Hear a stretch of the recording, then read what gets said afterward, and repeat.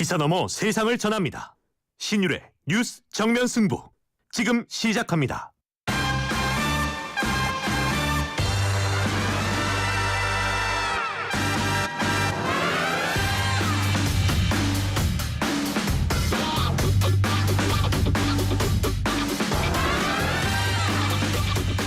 청취자 여러분 안녕하십니까. 신율의 뉴스 정면 승부 진행을 맡고 있는 명지대학교 정치외교학과 신율입니다.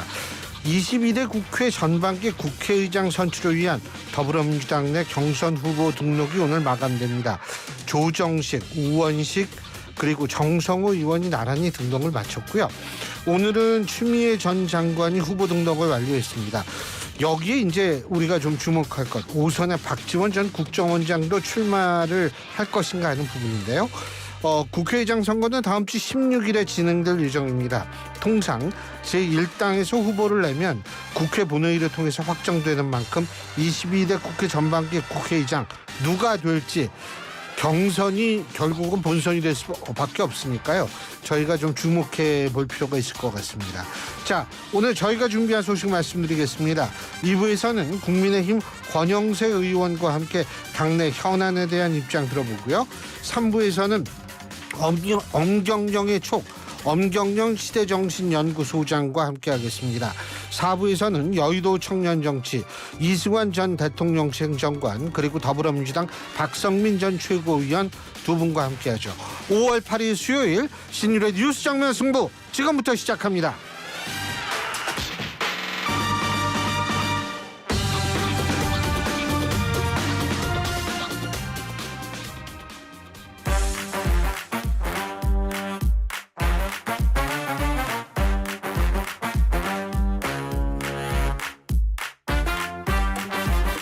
언제나처럼 신율의 뉴스 정면 승부, 오늘 하루의 정치 뉴스 여러분들께 말씀드리고 함께 생각해보는 뉴스 인앤아웃으로 시작할 텐데요. 오늘도 이우영 아나운서 함께하겠습니다. 어서 오십시오. 안녕하십니까, 이우영입니다. 예, 오늘은 덥죠? 네. 예, 더운데 뭐 윗도리까지 입고 왔어요? 복장을 늘 그렇죠. 네. 의관은 아주 네. 참 고마워요. 그래도 이렇게 말을 잘 따라줘서. 네. 저처럼 넥타이 메고 이럴 젊은 사람이니까 뭐 그럴 필요까지는 없지만 네. 내일은 후드 입고 와야지. 네. 예. 아니 그 여름 휴가는 어디 안 가요? 계획 없어요? 아니 왜냐하면 우리 과 학생 중에 한 명이 비행기표 사야 되는데 기말고사 언제 보자고 물어봐가지고. 중요하죠. 중요합니다. 어디가 안 가요? 저도 대학생 때 6월에 참 많이 갔던 것 같아요. 아 그래요? 왜냐면은 초중고등학생이 방학하기 전과 대학생이 방학하는 그 텀이 있잖아요. 그때가 참 즐기기 좋아서 예. 저도 그때 많이 갔었던 기억이 납니다. 아 그렇구나. 네. 그래서 그때 가는구나. 그러니까 7, 8월 넘어가면 사람이 많아지니까. 그렇죠. 네. 그죠? 네. 그리고 근데 뭐 6월이나 7월이나 8월이나 덥기는 마찬가지인데. 맞습니다. 네. 예. 주로 대학교도 어딜 갔어요?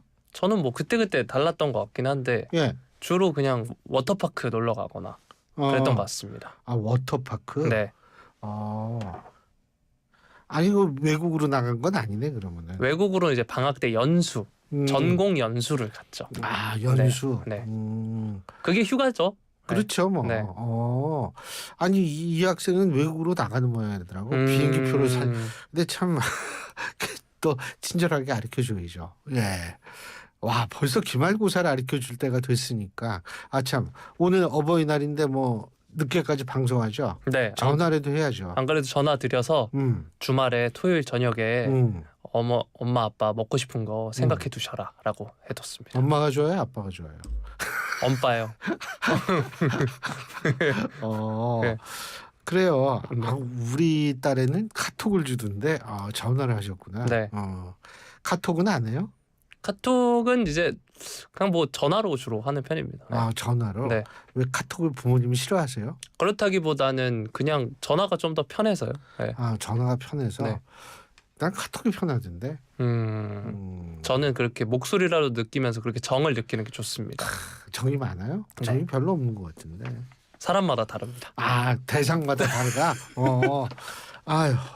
자, 여러분 이 소식을 어떻게 이해하고 계신지 우물정 0945 샵 0945로 문자를 보내주시면 제가 방송 중에 이우영 아나운서한테 제가 혼내면서 얘기를 하도록 하겠습니다. 짧은 문자 50원, 긴 문자 100원의 유료 문자이면 말씀을 드립니다. 아유, 자 오늘 어떤 얘기부터 해볼까요? 네, 영수회담 비선 논란 관련 소식부터 다뤄보도록 하겠습니다.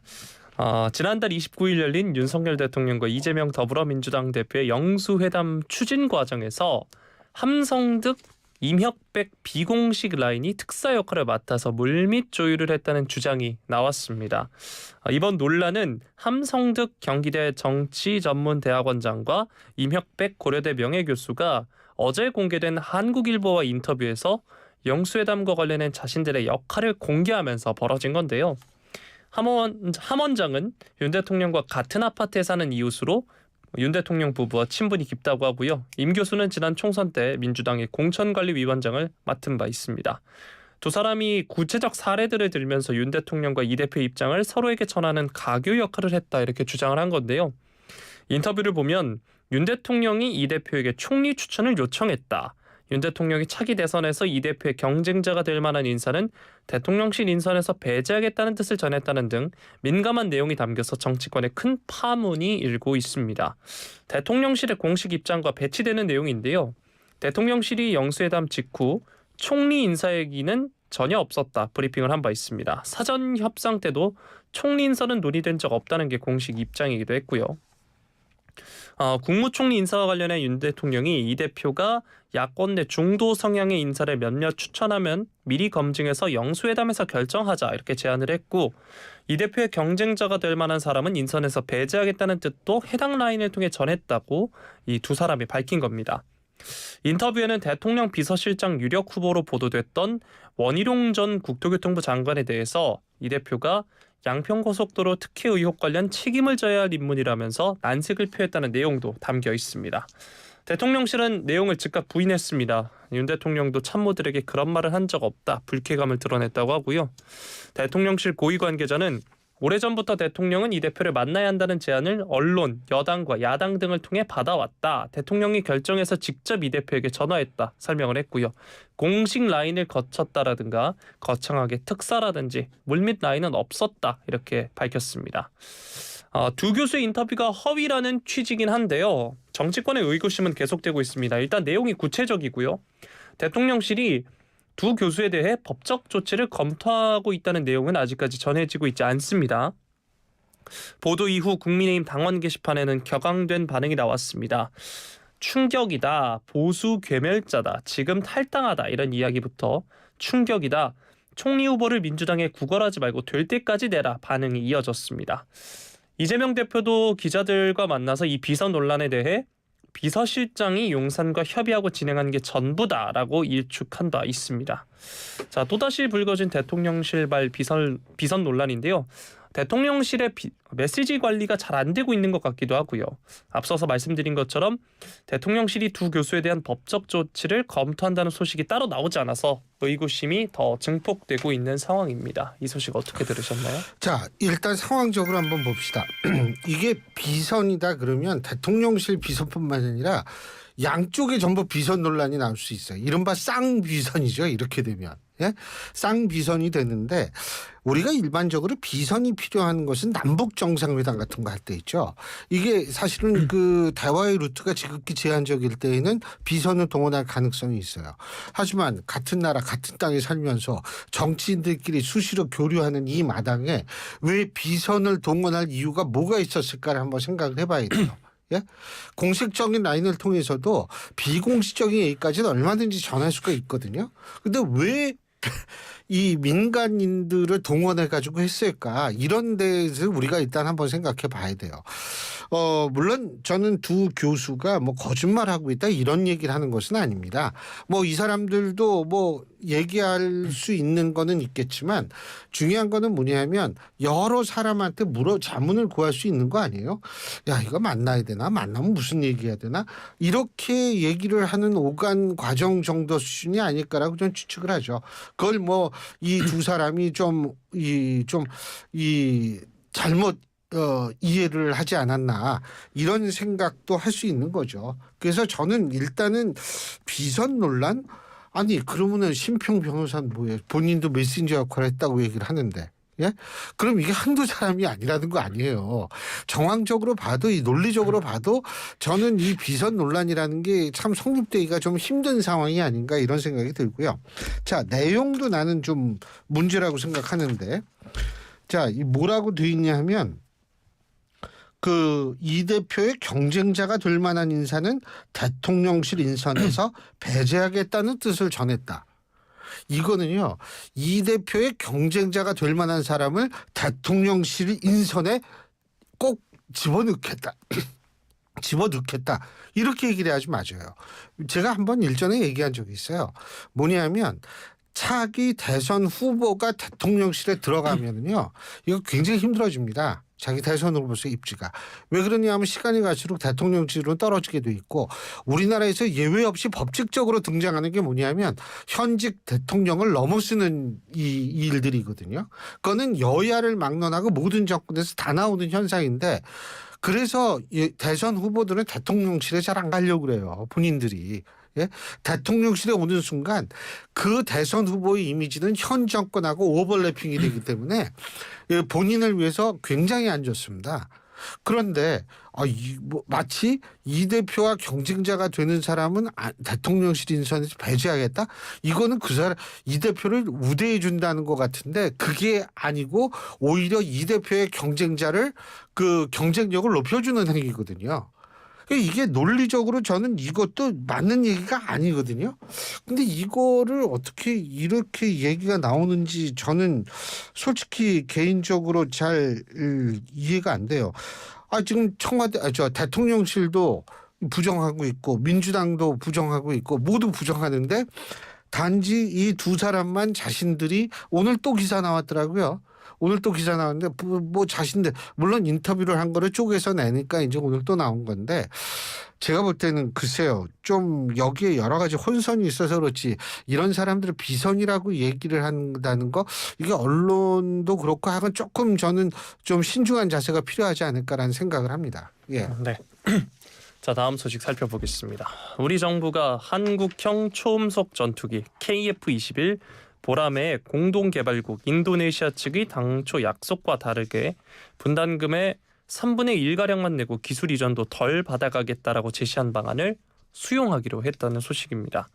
방위사업청에 따르면 KF-21 사업은 2015년부터 2026년 약 8조 1천억 원의 체계 개발비를 투자해서 KF-21을 한국과 인니 공동으로 체계 개발하는 사업인데요. 우리 정부가 4조 9천억 원 60%, 인니 측과 한국항공우주산업 카이가 각각 1조 6천억 원을 내기로 했습니다. 하지만 인니 측은 사업 첫 해인 2016년에 분담금 500억 원을 납부한 것을 제외하면 이후 당해연도 분담금을 계획대로 납부한 적이 없습니다. 코로나19로 인한 경제 위기 등을 이유로 우리 측에 건넨 부담금은 지난달까지 4천억 원에 이른다고 하는데요. 우리 정부는 지속적으로 고위급 면담 및 서한 발송을 통해 분담금 납부를 독촉을 하고 인니 측에 연도별 납부 계획 제시를 요구했습니다. 이에 인니 측은 2034년까지 매년 약 1천억 원을 분담하는 납부 계획을 통보해 왔는데요. 이후 우리 정부는 사업 종료 시점이 2026년까지의 분담금 납부 기간 준수가 필요하다는 내용을 서한으로 통보를 했고요. 인니 측은 다시 2026년까지 6천억 원으로 분담금 조정을 제안을 했습니다. 자, 인니 측 입장은 지금까지 납부한 4천억 원에 더해서 앞으로 2천억 원만 더 내고 기술 이전도 그만큼 덜 받겠다 이겁니다. 이렇게 되면 인니 측의 체계 개발비 부담 비중이 당초 20%에서 10% 이하로 줄게 되는 것으로 전해졌는데요. 방사청은 분담금 규모를 사업 종료 시점이 2026년까지 인니 측이 납부 가능한 6천억 원으로 조정해서 조정된 분담금 규모로에 맞춰 인니로의 이전 가치 규모도 조정한다는 방침이라고 합니다. 또 분담금 조정 이후에도 나머지 2천억 원 제때 납부하지 않으면 협력 중단 등도 고려할 수 있다라고 전했는데요. 인도네시아 측 제안에 대한 정부의 결정은 국방부 장관이 주재하는 방위사업 추진위원회 의결을 거치게 되고 이르면 다음 주 후반에 결론이 완전히 내려질 것이다. 이런 관측이 나오고 있는데 이번 사안에 대해서 어떻게 보시나요? 글쎄요. 뭐 일단은 기술 이전이라는 측면을 전 주목을 하고 뭐 돈이 없어서 돈을 못 내겠다는데 그거 어떡하겠어요. 그럼 깎아줘야죠. 그 대신에 우리가 어떤 기술을 이전할 것인가라는 측면에 대해서 굉장히 고민을 좀 해봐야 될 것 같습니다. 그러니까 쉽게 얘기해서 인도네시아 측에서 돈을 낸 만큼의 그러니까 예를 들면은 비행기 하나만에 수만 개의 부품과 기술이 들어갈 텐데 그 중에서 핵심적인 부분 이러한 것들은 3분의 1밖에 돈을 3분의 1만 내는 건가요? 3분의 1을 깎아주는 건가요? 지금 이게 어쨌든 6천억 원만 내면 1조 원의 비용은 우리가 자체 확보해야 되는 요런 상황. 그럼 6천억 원에 해당될 정도의 기술만 이전을 해줄 수밖에 없는 거죠. 핵심 기술은 이전하면 안 되는 거고 제가 솔직한 얘기로 장기적으로 볼 때 국익 차원에서 보자면 뭐 오히려 핵심 기술을 우리만이 보유하고 있는 것이 훨씬 좀 합리적이지 않을까 이런 생각을 하게 되는데 앞으로 뭐 어떻게 될지는 좀 지켜봐야 되겠지만 제가 볼 때에는 뭐 이것이 그렇게 큰 문제가 없다. 만약 돈을 다 내고서 진짜 뭐 기술까지 다 가져가는 것보다는 오히려 기술 이전을 제한적으로 한다라는 것이 우리한테는 더 큰 이득이 되지 않을까라는 생각을 하게 된다는 겁니다. 네. 자, 다음 소식 살펴보도록 하겠습니다. 연금 개혁 관련 소식인데요. 윤석열 대통령이 강조한 3대 개혁 중 하나, 연금 개혁이 21대 국회에서 마무리되지 못하고 결국 다음 국회로 넘어가는 모양새입니다. 여야가 연금 재정 지속성을 위해서 더 내기 필요성에는 공감을 했는데 얼마나 더 받을지를 두고 의견 차이를 좁히지 못한 겁니다. 연금투기 주호영 위원장 어제 국회 소통관에서 기자회견을 열어서 연금투기 활동 종료를 알렸습니다. 여야는 막판 타결을 시도해서 보험료율을 9%에서 13%로 올리는 데는 합의했습니다. 하지만 소득 대체율을 얼마나 올릴지를 놓고 국민의힘은 재정 안정을 위해 43%를 제시한 반면 민주당은 노후 소득 보장을 위해 45%는 돼야 한다고 주장해서 끝내 협상이 결렬됐습니다. 1998년 1차 개혁, 2007년 2차 개혁 이후 17년 만에 어렵사리 입법 문턱까지 달아든 연금 개혁 논의가 2%포인트 차이에 발목이 잡혀서 무의로 돌아선 겁니다. 국민연금은 현행 제도대로 운영이 된다면 2041년 적자 전환 후 2055년 기금이 소진될 것으로 지금 예측이 되고 있습니다. 정부가 지난해 10월 국민연금 장기 재정 전망과 제도 개선안을 포함한 제5차 국민연금 종합운영계획을 발표하면서 기금 고갈 시기 및 노후 소득과 맞물린 보험료율, 소득 대체율, 연금 수령 연령 등 이른바 모수 개혁이라 불리는 중요한 목표치는 모두 비워놨는데요. 정부가 개혁 방향을 명확히 제시하지 않고 책임을 국회로 떠넘겼다는 비판이 적지 않습니다. 또 국회도 시간만 축내면서 책임을 방기했다 이런 지적이 나오고 있는데 연금특위가 공론화 자리를 마련하는 데 2년 가까이 걸렸습니다. 이게 21대 국회 종료를 불과 2달 남겨둔 시점이었고요. 개혁을 실패한 데 있어서는 윤 대통령의 책임도 없지 않다는 지적입니다. 이재명 대표와 영수회담에서 연금 개혁을 22대 국회로 넘기자라고 말했다고 하는데요. 또 결국 빈손으로 끝난 연금특위는 논란이 된 해외 출장의 경우 취소했다고 합니다. 당초 주호영 의원을 비롯해서 특위 소속 일부 의원들이 8일부터 5박 7일 일정으로 영국과 스웨덴 등 유럽 국가를 방문할 예정이었다고 하는데요. 결국 성과도 없이 외유성 출장을 간다는 논란만 불거지면서 비난 여론이 거셌고 결국 취소가 됐습니다.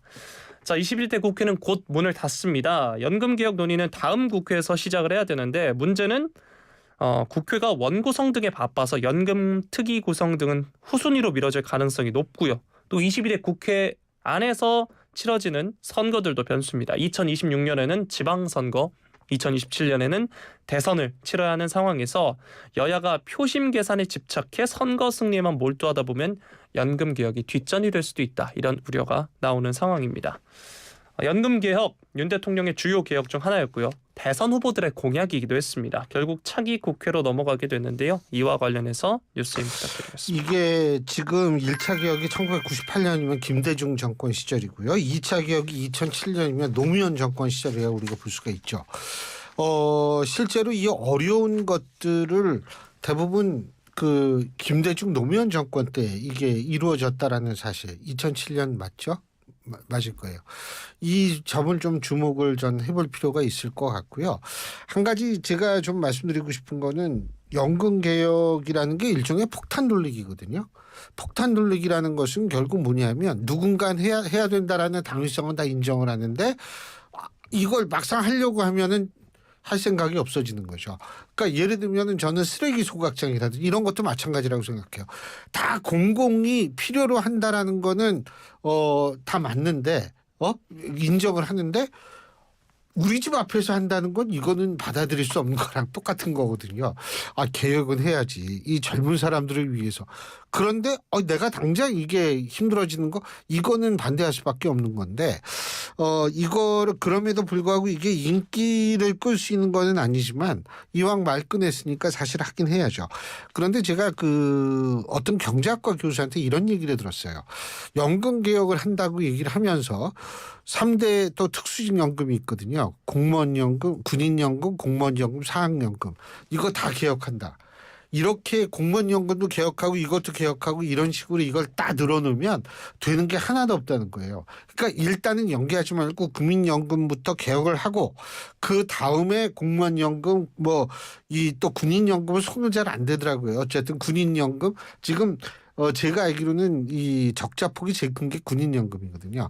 사학연금, 군인연금, 공무원연금, 사학연금 순으로 이 저건데 사학연금은 아직 적자는 아니에요. 이거 흑자인데 이제 조금 있으면 적자로 돌아서는 것으로 알고 있는데 이런 것들을 순차적으로 해결해야지 저 모든 연금 쫙 늘어놓고 야 이거 이제 다 이것도 고치고 이것도 고치자 이렇게 되면은 이거는 좀 더 안 될 것이다 이렇기 때문에 제가 볼 때 이번에 좀 해야죠. 그 22대가 됐던 뭐가 됐던 현 정권 임기 내에 하는 거는 맞습니다. 아이고 여행 못 가셔서 안 되겠네. 안 됐어요? 예? 기대 많이 하셨을 텐데. 네, 자 다음 소식 살펴보도록 하겠습니다. 불법 정치자금 의혹 등으로 재판에 넘겨져 1심에서 실형을 선고받고 재구금된 김용전 민주연구원 부원장 다시 한번 불구속 상태로 재판에 받게 됐습니다. 서울고법 형사 13부가 이 보석을 인용을 했는데요. 이에 따라 김 전 부원장 오늘 중으로 구치소에서 풀려날 것으로 보이는데 이게 구속 수감된 지 160일 만입니다. 이재명 대표의 최측근으로 분류되는 김 전 부원장 지난해 11월 30일 1심에서 징역 5년 및 벌금 7천만 원 등을 선고받았습니다. 대장동 의혹과 관련된 이 대표 측근의 첫 유죄 판결이었고요. 앞서 김 전 부원장 1심 재판 과정에서 보석이 인용돼서 지난해 5월 풀려났습니다. 하지만 같은 해 11월 1심에서 징역 5년을 선고받고 구치소에서 풀려난 지 6개월여 만에 재구금됐습니다. 또 이 관련해서 보석 관련해서 추가로 들어온 소식을 또 살펴드리면 윤석열 대통령의 장모 최은순 씨 역시 가석방 적격 결정이 났다는 소식 조금 전에 들어왔는데요. 자, 김용전 부원장 구속 수감된 지 160일 만에 보석으로 석방됩니다. 관련해서 뉴스인 부탁드리겠습니다. 예, 이 김용전 부원장은 보석으로 나오고 윤석열 대통령의 장모는 가석방이죠. 이 보석과 가석방은 좀 다른데 이게 일정 기간의 형기를 채우면 가석방 대상이 되고 그 가석방 대상이 되는 사람들 사이에서 나름대로 모범적인 이 형기를 이 수용 생활을 하고 있다. 이러면은 이제 가석방이 됐는데 윤석열 대통령 장모에서 지난번에 한 번은 안 됐거든요. 근데 지난번에는 심사 보류인가 이렇게 돼가지고 이 보류가 된 사람들은 심사 때마다 자동으로 대상자가 됩니다. 그러니까 기각이 아니기 때문에 그래서 이번에 자동으로 이것이 이제 그 안건으로 올라갈 수밖에 없었던 거고 그래서 이번에 이제 풀려나게 됐는데 그런 측면에서 굳이 우리가 이 윤석열 대통령 장모도 제 기억으로는 징역 1년형을 받았을 거예요. 그리고 지금 꽤 이 수용 생활을 좀 했고요. 그래서 자연스럽게 자동적으로 이제 가석방 대상이 돼서 지난번에 안 됐다가 이번에 이 가석방 대상이 된 건데요. 이런 측면에서 보자면 이 징역 1년 맞네요. 장고증명 기소를 해가지고. 그러니까 이런 측면에서 보자면 이것도 봐주는 거 아니야? 특혜 이런 거라고 우리가 이해할 필요는 없을 거라는 생각이 듭니다. 하도 지금 뭐 여러 가지 뭐 일만 있으면 막 소설이 쫙쫙 나오잖아요. 그래서 제가 이제 그런 것은 아니다. 여러분한테 그런 말씀 드리는 거죠. 여기까지 하죠. 네. 예. 지금까지 이우영 아나운서였습니다. 고맙습니다. 농부의 마음은 부모의 마음과 같습니다.